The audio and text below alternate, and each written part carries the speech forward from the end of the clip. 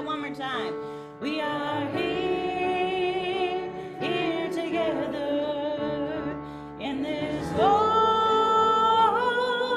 moment, and we're grateful for the winding road that brought us to this place. I'll be down sometime. Okay, either way. Thank you, Liv. No problem. Bye, my dear. Thank you. Bye. You better mute, Eleanor. What? Oh, sorry. Sorry.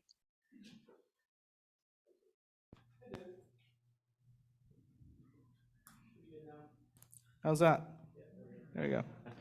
We have a new tech person. We have a tech person because we didn't have one before, and I have new. Well, it's not new equipment, but it's new to me using it. So it is really good to be here together.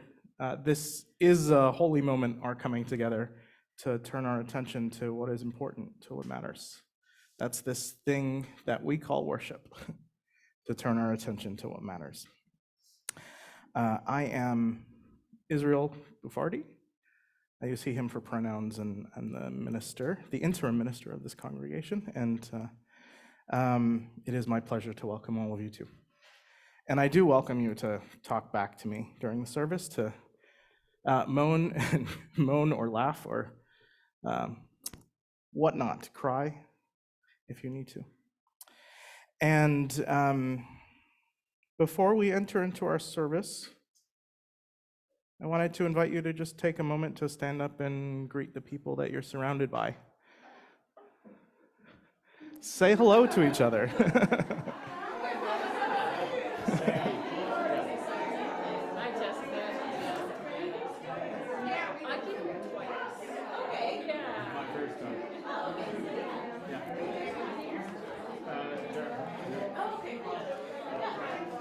Well, nice to have you. Hi. Hi. Nice to meet you. Nice to meet you.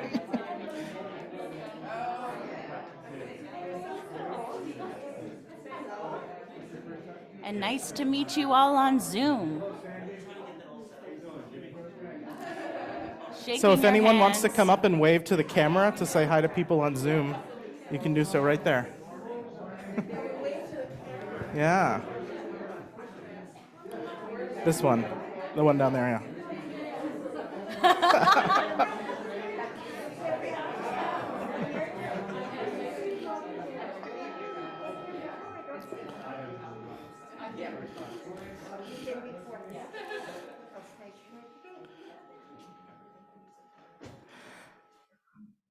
It's good to be together and to remember that we are here together, part of a community. If you're on Zoom, we have a new, well, it's again, not new equipment, but newly used for this purpose. And I think it's coming in clearer and less fuzzy, so maybe you'll enjoy seeing me better. And we're gonna hopefully do a better job of making sure you feel included too. Before I light our chalice, I just wanted to take another moment to acknowledge the death that we had in this congregation this week. The Reverend Dr. John Barish Johnson died this week. And he was the minister of this congregation for 7 years.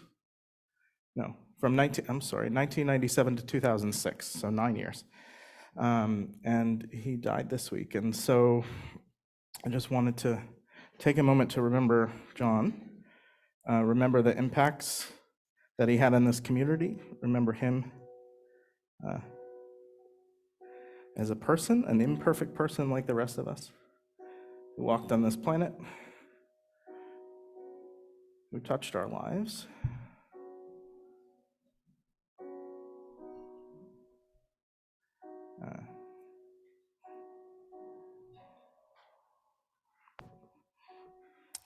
And whose light remains in our midst. I'm going to light our chalice now, which is often thought of, well, it is the symbol of Unitarian Universalism, and it is often thought of as symbolizing or representing the light of truth that we discover that we share with each other when we come together in community. And I'm also going to just share a brief quote from one of John's sermons. So he said, I've not come to give you truth, nor have you come to give it to me. Rather have we come together to recreate the truth. For only a created truth can be a living truth, and only a living truth can grow, and thus come to embrace the wholeness of our lives. What I think he meant by that is that we embrace a larger wholeness by opening ourselves up to each other, to what we discover together. And when we open ourselves up, let in the fullness that is to be experienced in this world. When we open up our senses to new knowledge and new discoveries and new change. Change is our theme for today. We'll say more about that, but for now, let us continue further into rousing our senses, maybe from our sleepy eyes, if you're not a morning person, still waking up a little bit, still coming into this community, and still waiting to see what you might discover on this unique and beautiful day. Will you join me in singing number 298 in the Gray Hymnal? Wake now my senses. This is I'm just thinking about the passing of ministers too. And I sang this song at my ordination, so as a commitment to, as a reminder of my commitments to what I'm doing as a minister. So will you join in singing?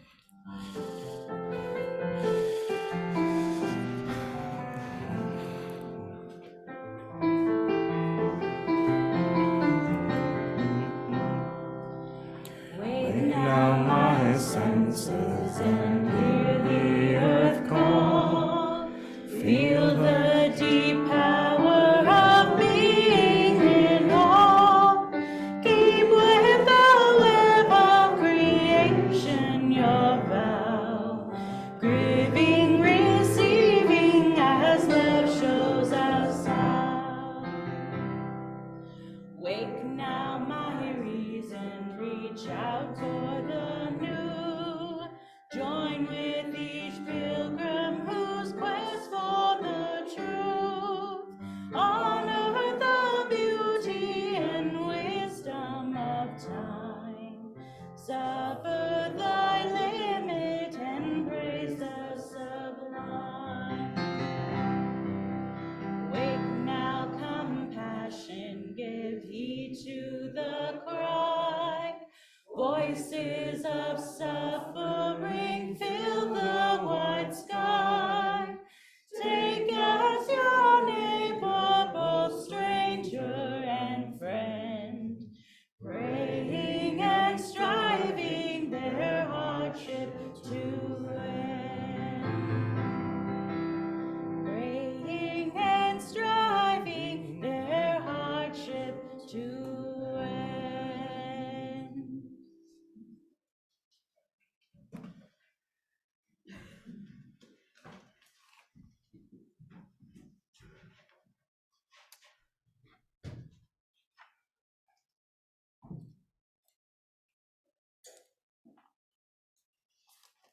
You come here to this place.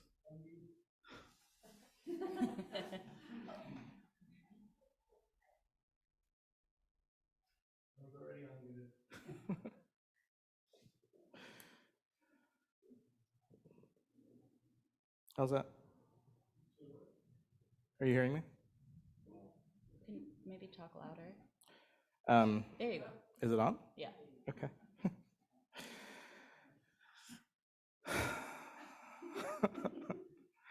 I call this portion of the service complex truths.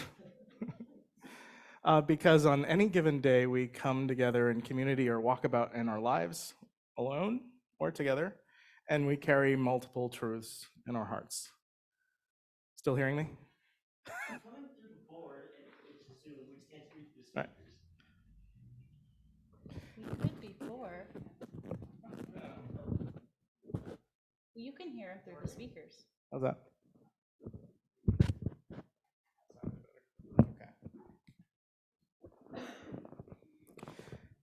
It's how's that? Better? Better? Yeah. Okay.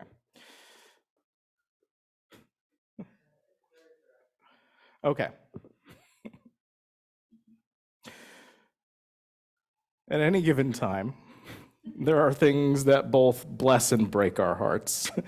Joy is like technology that is often makes it easier and makes it easier for folks to hear, for folks to join who are far away, who cannot be here in person, who need to be safe and stay home.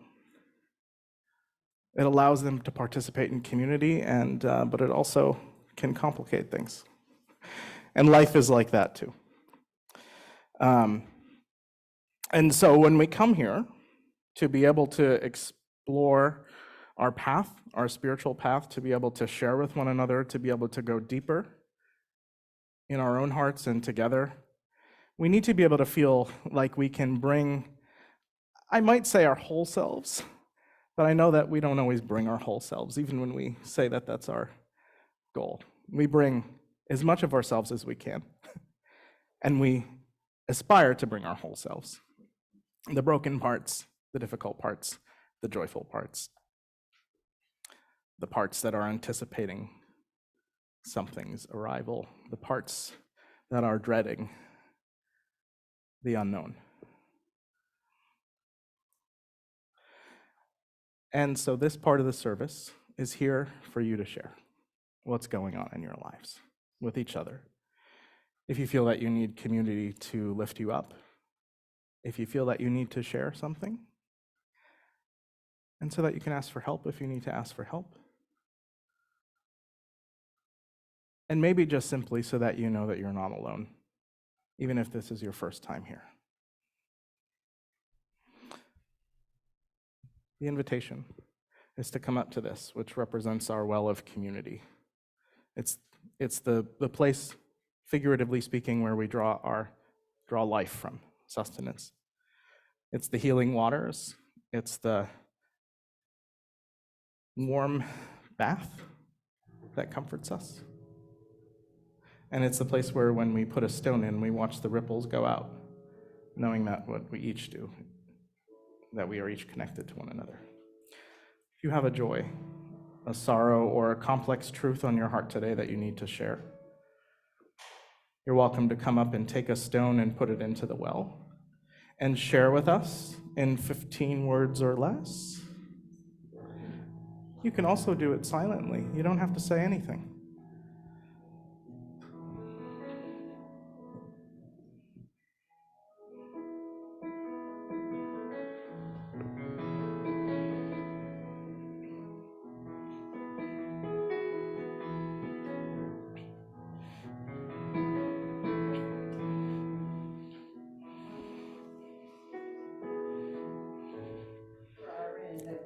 Just use the mic, yeah. I know you mentioned John, but this is for Irene and Nick, who I know are hurting.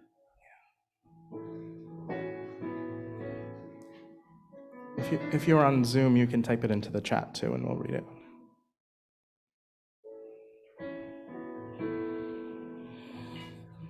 I'd like to make it more clear about climate change is that we as Western countries are living on the backs of the other poorer countries, and that they are sacrificing their product, their minerals, their personal power, labor for us.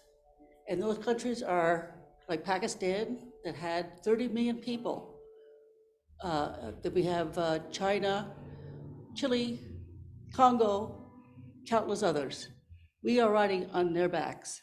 Remember that.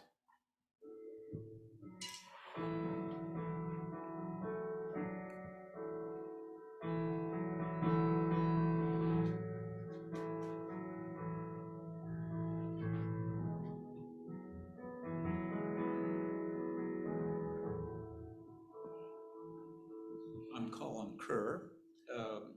Valerie Valerie and I came to a couple of services here in 2006, just before we moved here from Vermont, and John was the minister. And we got to know him quite well, and had some deep discussions, liturgical discussions. So I'm realizing how old I am now.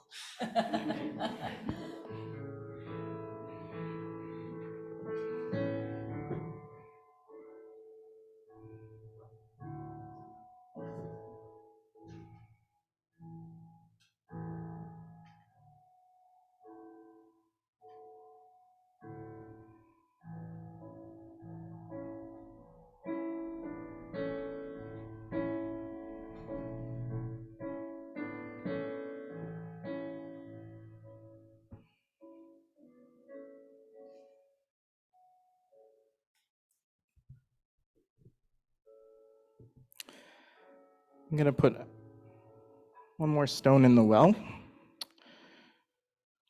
knowing that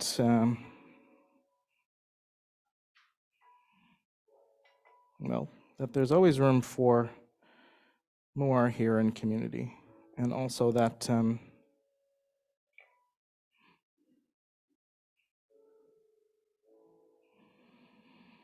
that we all just carry so much in this life, in this world, in this complicated world that we live in.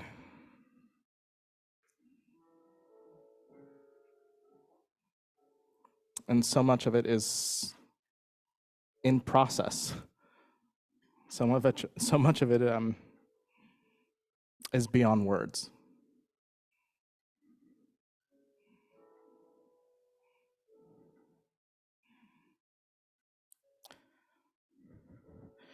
We put one more stone into the well today for Remembrance Day this past week, this past Friday. And I'm going to light a candle as well for that. For the memory of all of those people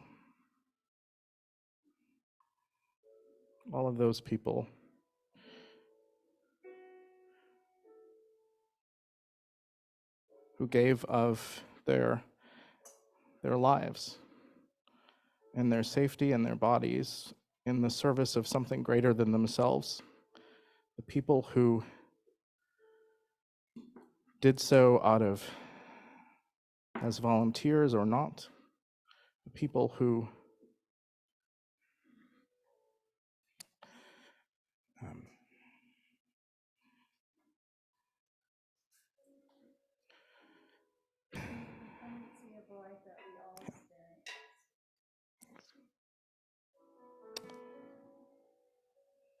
Indeed. And we remember too, the commitment of Remembrance Day is to peace.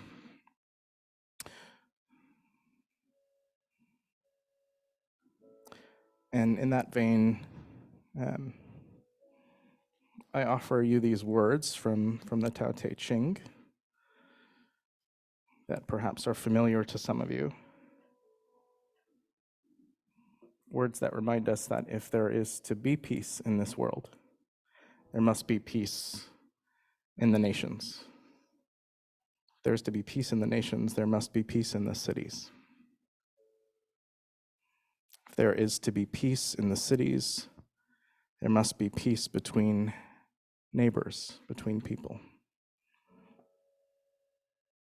If there is to be peace between neighbors, there must be peace in our homes. And ultimately, if there is to be peace in our homes, there must be peace in our hearts. So see yourselves as essentially the same as others.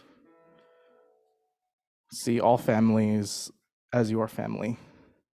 See all towns as your own. See all countries as your country. And see all worlds as your world.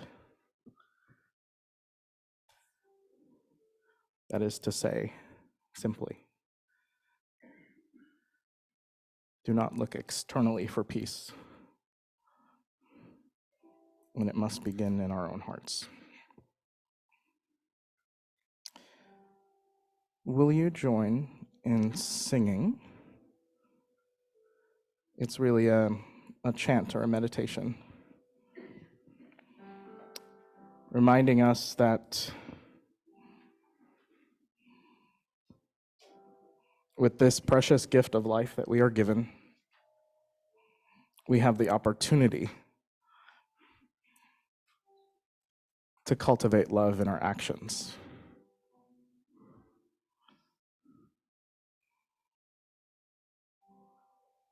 To know peace truly when we cultivate love in our actions, in all that we do. And we use our breath as a reminder. It's number 1009 in the teal colored hymnal. I invite you to remain seated as you sing, and you'll show us the parts. Okay.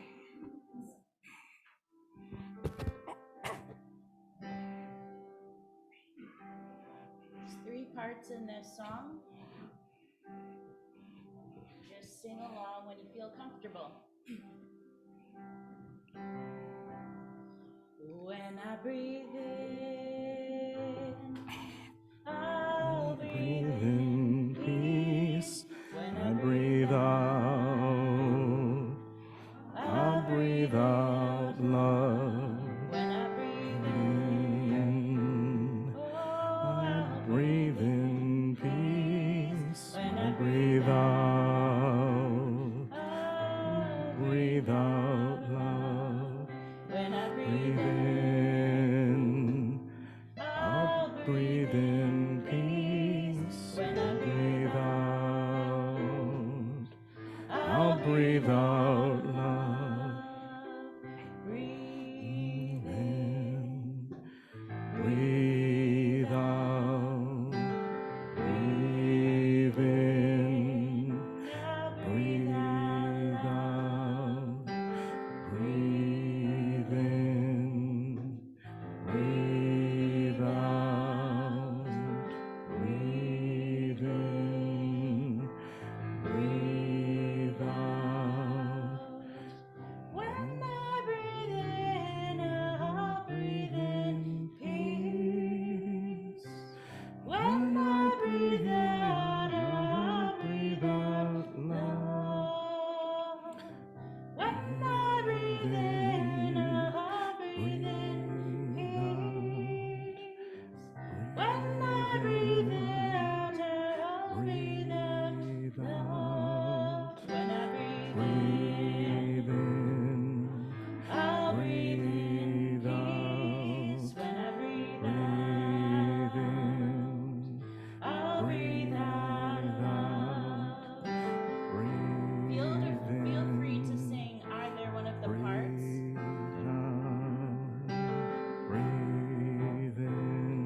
And I'll sing the top line.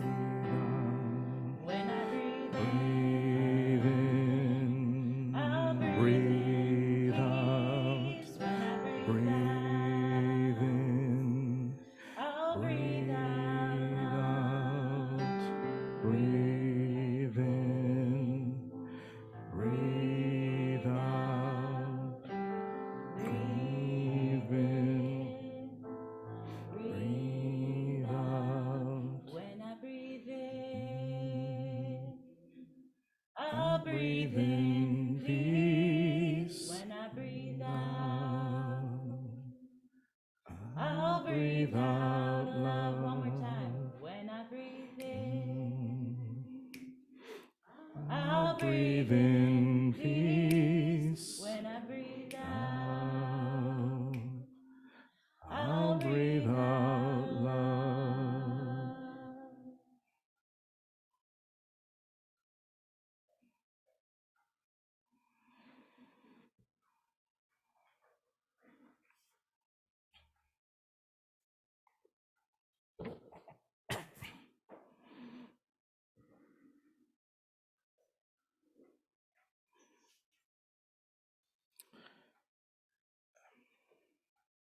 The theme for this month has been change. The ways that we need to change in ourselves, for our world and our community too. And taking a message from Lao Tzu, from the Tao Te Ching, I usually try to begin with myself.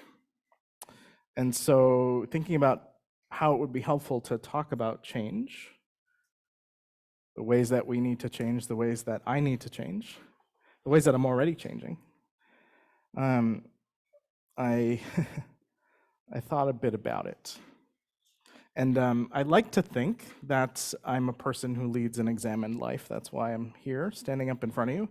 It's kind of like literally what I do for a living, is to be constantly asking questions about my life and about the world, and about whether or not I'm living into my values, whether or not I'm being who I say I am, or living towards what I say I want to be. Those are really important questions to ask oneself. When's the last time you asked them?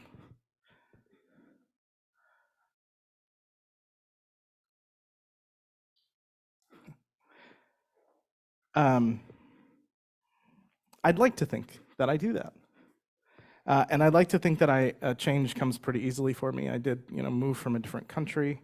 I have moved all across that said country before moving from that country to another country.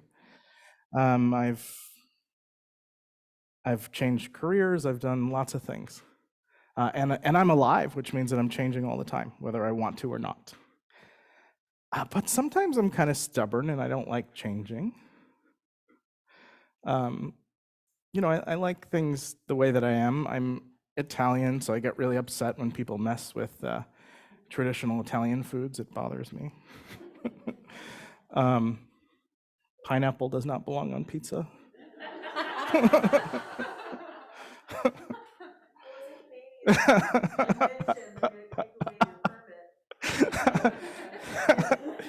Well, so, it's actually not bad. I was raised by my grandparents, and they there's a traditional thing that they did in their town, and it was sausage with some different vegetables, and they also moved here during the Depression, so they couldn't afford Italian sausage, so they bought hot dogs. And so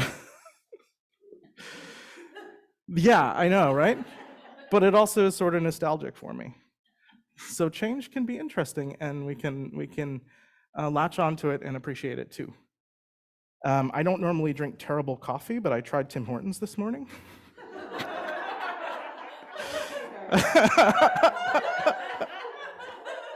It was the best coffee flavored water I've ever had. Okay. All right.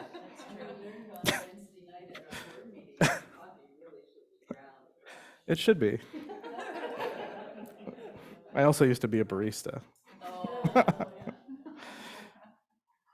So, change is hard. It's sometimes terrifying. Sometimes it's interesting. Sometimes it's gross. And sometimes it surprises you. When I was in high school, I remember talking to one of my teachers once and saying, isn't this amazing? This teacher was asking us to think about what it was like to be a senior in high school. And I was like, well, this is when I feel like I finally become the person who I'm going to be, and I know who I am. I remember saying that to her, and I remember her laughing, and in a very nice way. And sometimes they're have you ever looked at an old picture of yourself and thought, what was I thinking?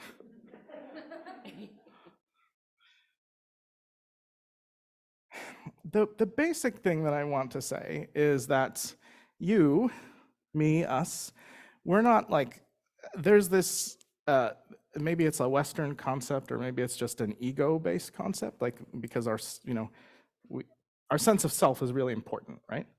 We say that here, that we're all fundamentally part of this interdependent web, and we're all the same. There's no difference between the molecules in my body and the molecules in yours, or this table, essentially. If you go far enough out, and eventually enough time goes by, all those things sort of come back together and flow from the same source, and all that kind of lovely, complicated stuff that gets a little heady too. Are you with me? Okay. I say that, it's nice to say, and that's sort of a removing your ego from the situation, removing your sense of self. But also sense of self is important too. You need to have a sense of self to like get up in the morning and know that you need to brush your teeth and get dressed before you leave the house, and to go out into the world and interact with it and do things. Like to make the world a better place, you have to sort of start from knowing who you are and how you interact with it. So like, it's not like we don't need that at all, right? But you, me, the molecules in my body, there's no real substance to them. They're all just the result of multiple processes that are going on at the same time. What I mean by that is that I'm not a thing.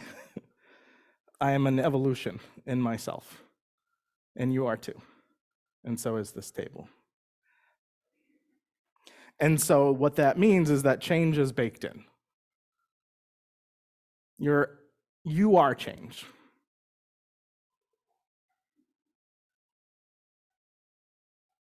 And isn't it boring to think of yourself as staying the same way all the whole time? If I stayed the same way that I was when I was 18 or whatever that was, I'd still have orange hair. I'd still have gauges in my ears, if you know what those are.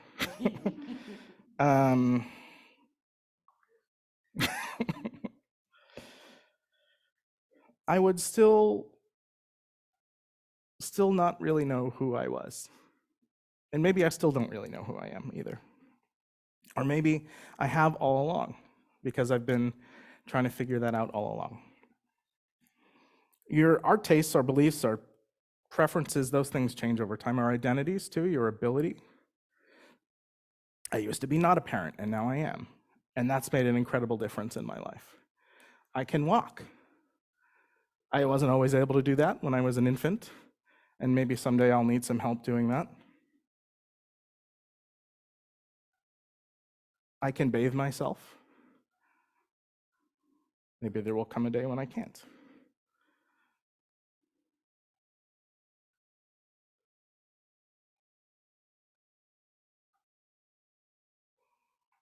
And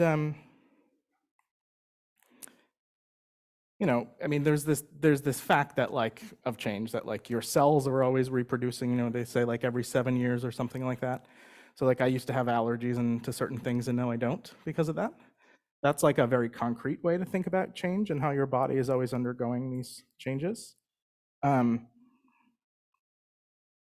we like to think that it's all organized, right? You're organized into you, and you're not just these processes. And to kind of, like I said, to be alive and to move about in the world, we need to sort of resist the fact that entropy or like disorder is part of nature.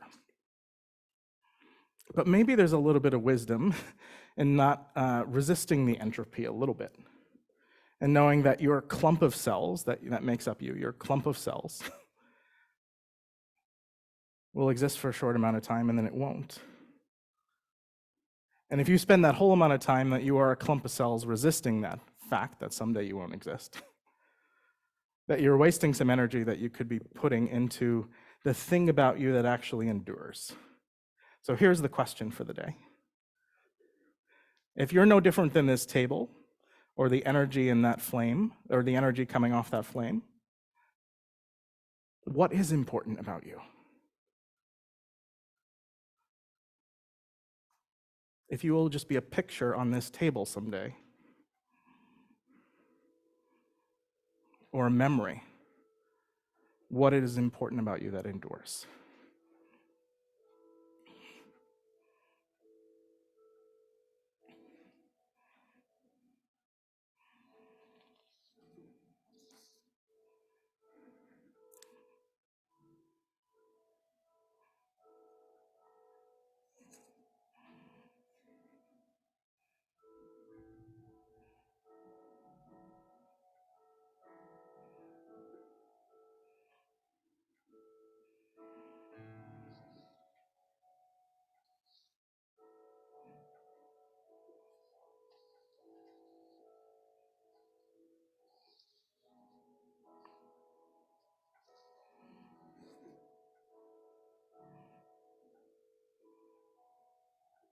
Nelson Mandela talked about the multiplication of courage. Has anyone heard that phrase before?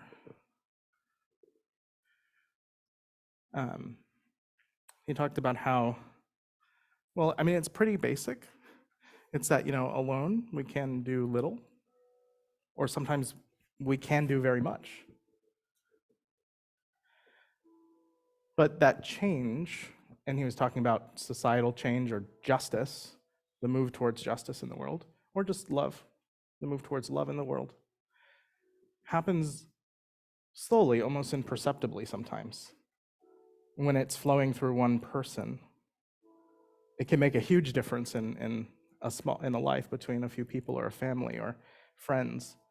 It can make a huge difference. But when it is this movement towards more love or justice in the world, it can feel like it's tiny, tiny, tiny, tiny little steps. And then back steps. Or falls. And then leaps, too, of course. They say that change happens in leaps and in creeps. But those little steps lead to something that he called the multiplication of courage. So that, for instance, when one person speaks up about something that needs to change, or an injustice in the world, that it takes an incredible amount of courage to do that. That can be a leap moment. And that it can inspire others suddenly to leap. But more importantly, all of those accumulations over time, that thing that you contribute to by those little ways that you speak up, and those little ways that you try to improve yourself to be better too. And that's a legacy, is something that is truly greater than in yourself, that you can be a part of. That is something that can endure. That is a process worth putting your energy into, I think. That is a process worth having a sense of self for.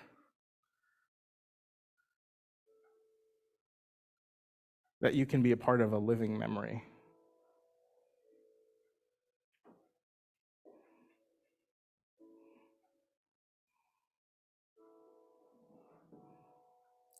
That your descendants, if you choose to have children, will benefit from that, and also the descendants of other people, or the people that knew you and loved you. That makes you more than just a clump of cells.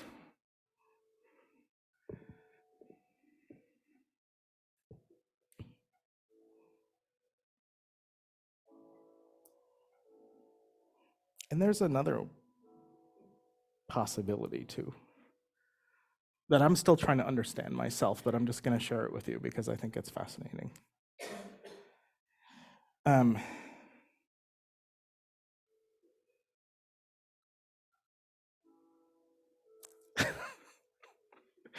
There's all these efforts to try and find intelligent life out there in the universe, right? And human beings have come up with all sorts of stories about where it might be, and we've created science fiction because we find it fascinating. But so far, we haven't found it. And that might be because it happens so rarely that civilizations come and go and then they die out because they can't keep their selfishness in check, maybe. And so they don't have enough time to be able to develop enough to be able to communicate with people far away. Or maybe we're just that special. I don't know that part, right? There's a lot of theories about that. That's not what this is about. So we don't know if there's other intelligent life out there, or at least in our galaxy, I think we can say that we haven't found it yet. So at least in this one portion of the world, as far as we can sense with the equipment and the knowledge that we have, we don't know if there's anybody else out there. And Carl Sagan, the astrophysicist, scientist, said that we, therefore, people, right, are the only way that the universe has to be aware of itself. Like when I say that you're more than just a clump of cells, we as a clump of people on this planet, and all the animals and plants, all things that respond to stimuli and are alive, we collectively are this portion of the universe trying to understand what it is. To be aware of existence. Otherwise, the void of space isn't aware of its own existence, as far as we know.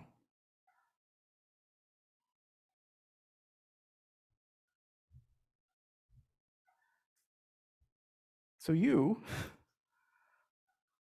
as this thing that exists for just a short amount of time, get to be a part of that. And maybe just like the way that the cells in this plant don't really understand that. Maybe we're like the cells in this plant to something else that's more complex than we are.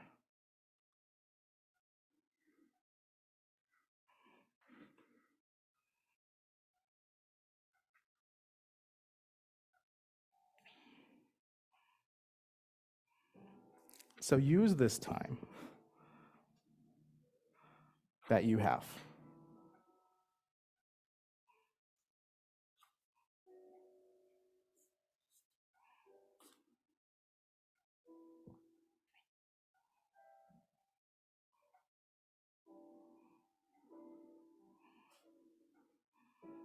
Trying to think about how you are part of an ever unfolding change, and also how you have the power to contribute to something that endures.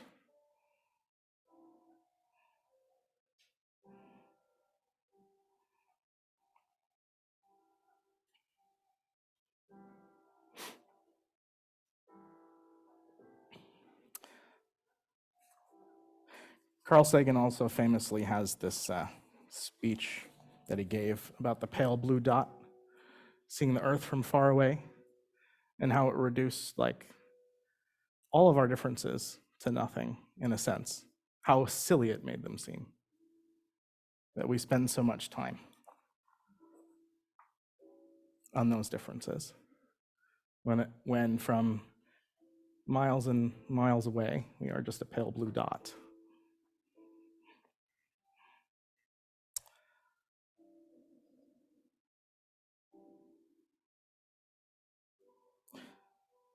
I leave you with these closing words.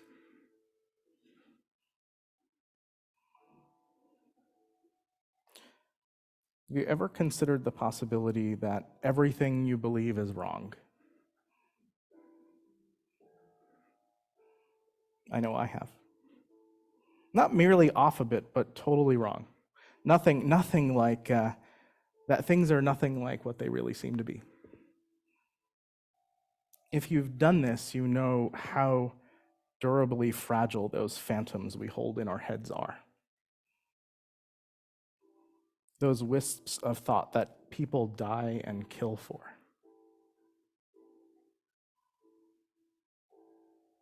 That people betray each other's confidence for. That they give up lifelong friendships for. If you've not done this, you probably don't understand this poem, or you probably don't even realize that this is a poem. You think it's just a bit of opaque nonsense occupying too much of your day's time. So you probably should stop listening to me right now. But if you've arrived here in this moment with me, at this line, maybe, just maybe you're open to that possibility. The possibility of being absolutely, completely wrong about everything that matters. How different the world seems then. Everyone who is your enemy is your friend. Everything you hated, you now love. Like coffee-flavored water. And everything you love that you thought you could hold onto and grasp onto slips through your fingers like sand, but it still leaves a residue.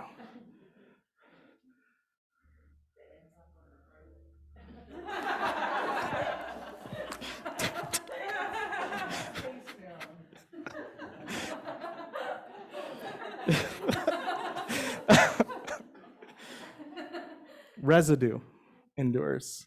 What is that residue? Here endeth the lesson. Will you sing with me? So, I'll vacuum it.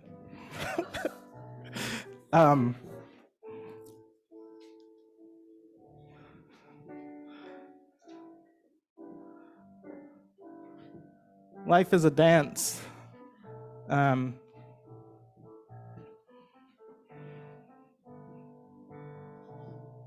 Let's sing. Let it be a dance. Stand if you feel free, dance if you want to, sing if you want to. It's Sit if what's you the want number? to. 311. 311 in the 311, I forgot in the I gray didn't hymnal. tell you that. Clap if you want to. Let it be a dance we do. May I have this dance with you. Through the good times and the bad times too. Let it be a dance. Let a dancing song be heard. Play the music, say the words, and fill the sky with sailing birds. Let this be a dance, let this be a dance, let this be a dance. Learn to follow, learn to lead. In the rhythm, feel the need. To reap the harvest, plant the seed. Let it be a dance. Let this be a dance we with do. you. May I have this dance with you. Through the The good times and the bad times too. Let it be a dance. everybody turn and spin. Turn and spin. Let your body learn to bend. Learn to bend. And like the willow in the wind, let it be a dance. Let this Be a dance. Let it be a dance. A child is born, the old must die. Not necessarily. A time to joy, a time to cry. Take it as it passes by. Let it be a dance. Let it be a dance we do. May I have this dance with you. In the good times and the bad times too. Let it be a dance. Morning star. Morning star comes out at night. Without the dark there is no light. If nothing's wrong, then nothing's right. Let it be a dance. Let it be a dance. Let it be a dance. Let the sunshine, Let let it it rain. rain. Share the laughter, bear the pain. And round we go again. Everyone, Let it be a dance.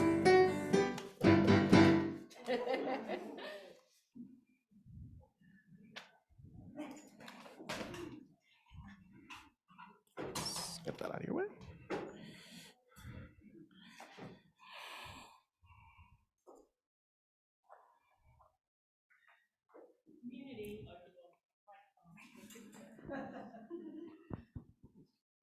I think I just turned it on.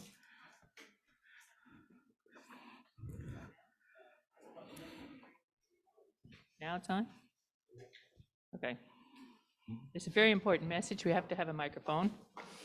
Community is made possible by the offering of our individual skills, commitments, and gifts. The truth is that we need each other and money to survive. And yet nobody's worth and dignity is in any way measured by the amount of money that they have or don't have to give.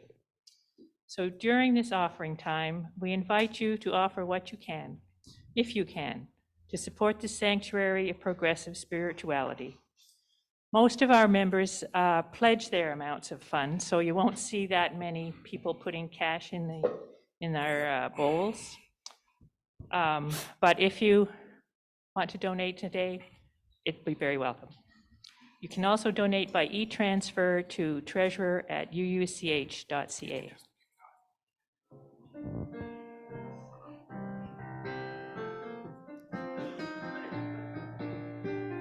Pam? Pam, do you know what it's for? Do you know what it's for?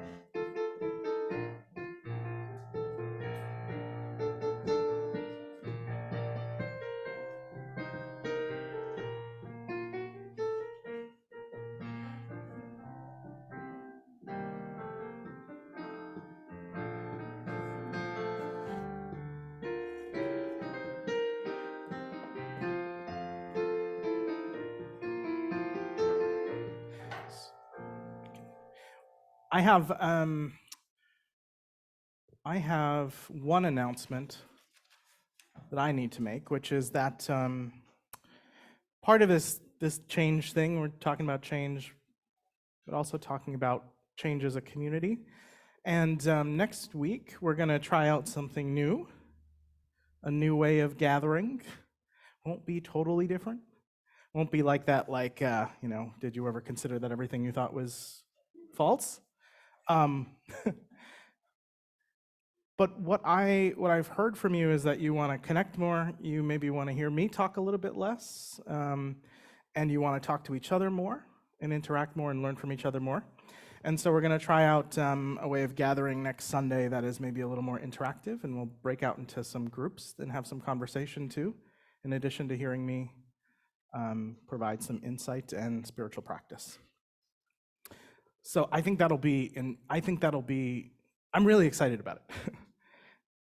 So I hope you'll come next week and experience that. It might be something that we try out and then maybe do more often. We'll see. Do you have any board announcements? Yeah, I have yes. Okay. Okay. Yeah. Oh, wait. I have one more thing. Sure. just so you could, it's okay. The newsletter, you get a monthly newsletter. I'm going to start sending out weekly short things so that you can get information in a different format. That hopefully maybe will be more accessible. The monthly one is nice too. It has a lot in there, but I know that not everybody wants to take the time to read something that is lengthy, even though it is very well done.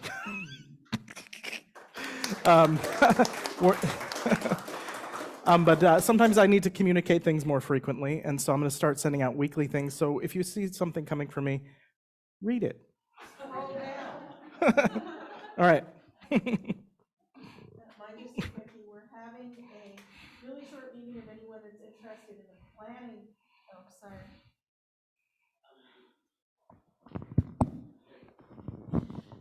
So we're having a very short meeting of anyone that's interested in the planning process, not just if you want to volunteer. Anybody can come just for a few minutes at noon to do with the Holiday Bazaar, which hopefully will be on Saturday, December 3rd. If I'm wrong about the 3rd being the Saturday, it's that Saturday. And Linda has something. Process. Process. To be visible. I say process. Okay. You've received emails through UU Info. You have coffee this morning. You had a greeter. Takes a community to make that happen. So this morning, I'm making the plea. We need a crew to get the morning started. It may or may not look like what you were accustomed to in the before COVID times, but we do have functions that need to happen on Sunday morning before service. So I'm inviting you this week to look at your calendar and see what kind of commitment you might make. And next Sunday, I will have a mock-up of a 3-month calendar, each Sunday identified, and I will invite you to choose your week and to choose your task, and then we'll do some organizing to see what that looks like. We will be called the Sunday Support Team. Thank you.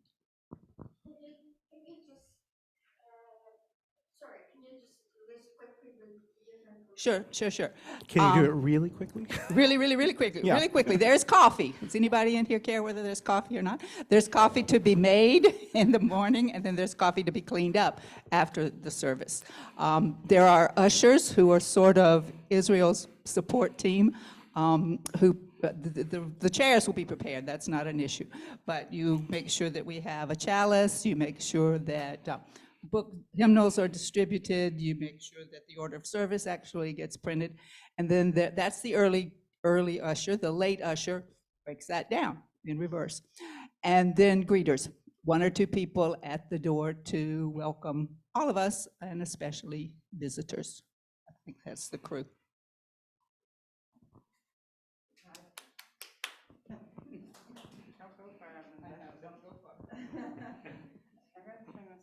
What do you need? Do you want me to lower it for you or move it?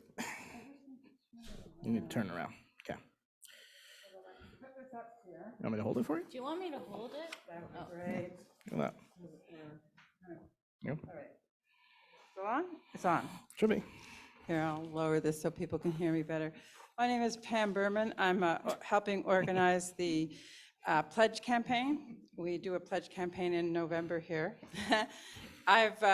I've provided it with a theme which is called Cultivating Community, which somehow has fitted into all of Israel's thoughts so far. And our goal, the total that we want to raise this year, which was set by the board at the semi-annual meeting, it's not my idea, is $135,025. And last week we had our canvas kickoff, and we had soup for those who weren't there. And we started off the campaign with $39,028.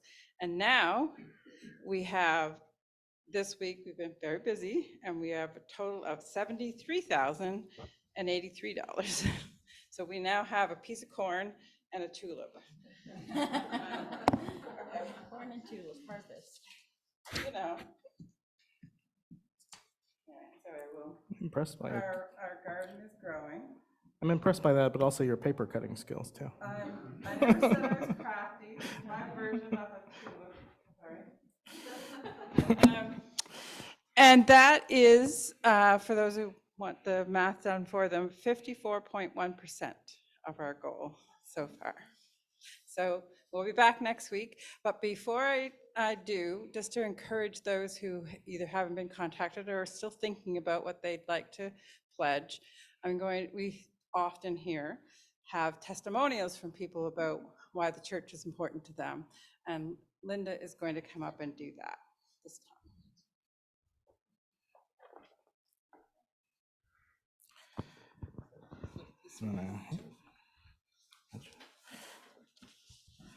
I have notes, not because I don't know my story, but to keep it on track.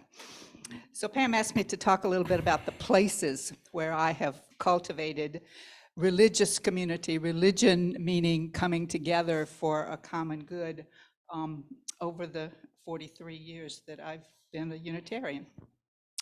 I grew up in Alabama, in the Deep South. I tried really hard to be a good Southern Baptist girl. I married young, as was the way in the South.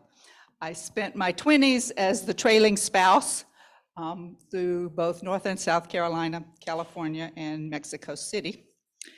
Returned to the San Francisco East Bay as I was turning 30 and in a failing marriage. When we separated soon after our son started kindergarten, one of the moms in his kindergarten class asked me if I had a religious community for support. And I said, nope, I had outgrown being a Southern Baptist and I wasn't sure if anything was next. So she invited me to join her family to visit in Hayward, California, in Alameda County, Star King Unitarian Church. Now, those of you who have any kind of Christian background recognize there's some pretty powerful words in there in Star King. We all know who Star King was now, but at that time I did not. You did not know? Star King Thomas, okay, diversion. Thomas Starr King In 15 was words or less. Thomas Starr King was a Unitarian minister in California during the Civil War, who is credited with pretty much single-handedly keeping California in the Union for not becoming a slave state. You may or may not know that in the rotunda of the Capitol building in Washington, D.C., each state is allowed to have a statue of 2 significant individuals from that state. Thomas Starr King was one of those for many, many years. He was replaced by Ronald Reagan, which just broke our hearts. Rather than replace Thomas Starr King, we would have preferred that Father Junipero be replaced because he was responsible for massacring most of the Native Americans up and down the coast of California. Anyway, I was invited to attend Starr King Unitarian Church, and I had no idea what I was going to, but I trusted my friend Joe. I went and I found my tribe. What can I say? Humanist reigned at that time in the Unitarian Universalist phenomenon, and that is still my bent. I admit that spirituality doesn't resonate with me to the extent that I find what I assume is spirituality, it is within community. So when one of the elders at Starr King learned that I had been a community journalist, he decided I should take on the newsletter. So I took on the newsletter for a couple of years, and a couple of years later, the nominating committee one night called, and Joyce Van Syak says, if we can get somebody else to do the newsletter, will you take on the RE program? And I thought about it, and I had a 6-year-old, 7-year-old that time. I said, oh, sure, I can do that. Well, it's also a board position, so you're going to have to join the church. So that was the first time I signed the book at a Unitarian congregation. Starr King was a small teaching congregation because Southern Alameda is close to Northern Alameda County, where Berkeley is, where Starr King School for the Ministry is. So we had lots and lots of interns who came through. And it was a small church, so everybody got to do everything. And after 20 years in Hayward, I decided to move to North Alameda County to be near many of my freelance clients. And I was excited to join the large Berkeley church where a seminarian who had done her internship with us in Hayward was now the co-minister. This large church is called the Unitarian Universalist Church of Berkeley. It doesn't actually sit in Berkeley. It sits in an unincorporated area of Alameda County called Kensington, but it could not be the first Unitarian Church of Kensington. Oh, stop. What is she trying to tell? I It'll don't come know. to you sooner or later.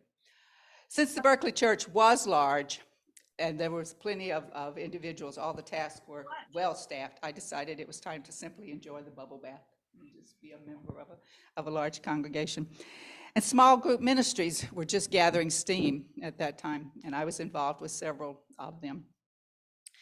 But all of that programming plus a sprawling building required a lot of financing. There was a lot of nickel and dime fundraising going on. And that might have been okay, except by that time I was working in a very underfunded community college where every day was a fiscal challenge. So the continuous fundraising was wearing on me. You're unmuted, And I decided Eleanor. maybe it was time to take a sabbatical. I was unchurched for a few years. But as one old timer said to me, it's okay, because you're not a real Unitarian unless you get pissed with your congregation at least once. So bear that in mind. So I was unchurched for a few years, and the college, Contra Costa Community College, became my community. But as I approached retirement in 2010, I knew that I would re-engage by joining the Olympic Unitarian Universalist Fellowship in Sequim, Washington, on the North Olympic Peninsula. I visited several times, and I would live there for several years. This was back to a small, do-it-yourself congregation that was rebounding from a divisive few years with a called minister. And at that time, they were, and they continue to be gun-shy, and they continue to be lay-led. So I had several roles there, including a short stint as chaplain, a position that we borrowed from Canada, actually. But it was a much less structured position because since anyone in Washington can perform a wedding ceremony, it's pretty much just a super witness function. I attended chaplaincy training in Vancouver, British Columbia, but I just did the 2 days that talked about services. I didn't need to do the business day because it was a whole lot different in Washington. You had to do nothing. But I met a lot of very welcoming Canadian UUs that weekend. Meanwhile, I found myself with 3 fairly late in my life grandchildren in Boston. My daughter-in-law grew up on the Big Island of Hawaii, and in 2015, her mother's health was failing, and the stars aligned just right that allowed them to move to Hawaii from Boston so that the kids could get to know that grandma, so they could get to know Nana. And I decided to join the adventure and move to Waimea in North Kohala on the Big Island. And there had only ever been one UU church in Hawaii, and that was in Honolulu. But just a few years before I moved to the Big Island, a full-fledged congregation launched in Hilo on the east side of the island, and an emerging one had been established in Kona on the west side. And there were about 24 people there, and they were the Unitarian Universalists of West of Hawaii. And they met my dream of being lay-led and meeting in a small rental facility and having very low overhead. They met twice a month at 4 o'clock on a Sunday afternoon, which I found so civilized, so civilized, because I lived about 40 miles away. So I lived in Waimea for about 18 months, which included the mind-boggling United States election in 2016. And although she grew up on the Big Island, my daughter-in-law was actually born in Canada. And they had long fantasized about trying the Canadian thing, and those fantasies ramped up after the 2016 election. But we were all ready to return to the mainland. I returned to Sequim, Washington, and they returned to Boston. And even though I was well aware of those Canadian fantasies when I was in Washington, I had grown accustomed to closer proximity to my family. And within a year or so, was thinking about moving at least to the East Coast to be in the same time zone as my grandchildren. And a very dear friend who teaches at East Tennessee State University suggested I check out Blacksburg, Virginia, in Montgomery County. Blacksburg, or Montgomery County, had 2 very cosmopolitan universities, and it was a little blue dot, if you understand red and blue politics from south of the border. It was a little blue dot in what had become a somewhat purple state in Virginia. So I took the train from Boston to Blacksburg in the summer of '28 to check out the area, and most particularly to check out the 250-member Unitarian Universalist congregation of the New River Valley. And I liked what I saw. I moved there in January of 2019.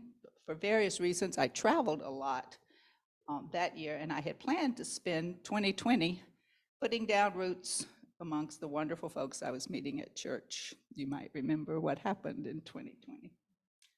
The world turned upside down. Sadly, I did not find Zoom connections particularly meaningful. And my son and daughter-in-law moved beyond fantasizing about Canada to relocating to Wolfville in late 2020. I visited them about this time last year. There was a little open window when people were actually coming to the sanctuary in mid-November. And I had been tracking this place as I planned my trip to come visit them, and I must admit I was a little concerned about a congregation that was Universalist first, because I am not, and that had a retired engineer as a called minister. But I visited you, and I discovered the reality. So here I am. And I assume for the long haul.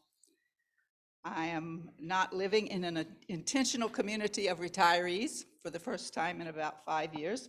So you are it. You are going to be my intentional community. And I hope we will indeed move from committee to community.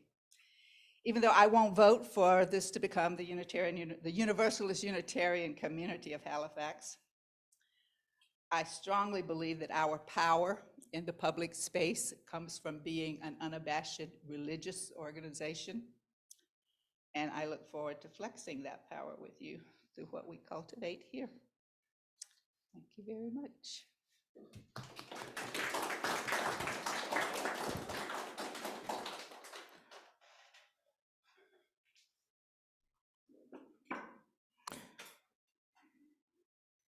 Let us sing our thanks for the long and winding road that we traveled together. Words are on the back of your slips of paper.